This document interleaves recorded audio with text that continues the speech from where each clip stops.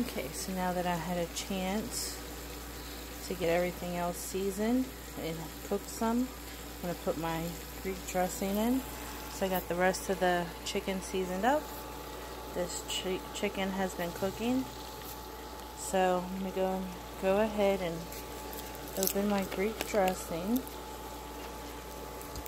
And please shake your dressing before you put it in, because it has oil and vinegar, water, all that, so it's not all mixed. So we're just going to do a little bit, not a whole lot, just to get a little bit of that yummy flavor in.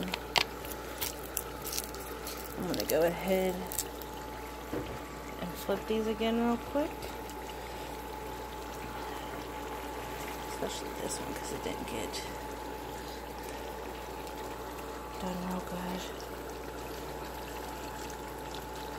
See, I mean, this is just beautiful. And the oil does look a little red and stuff. That's just because of all my paprika that I put in. And trust me, having that smoked paprika is a really good taste. If you haven't tried it, just elevates all your other flavors a little bit more. So that's getting cooked up. We got this chicken that's getting ready to go down next. We got our beautiful vegetables that are just hanging over here.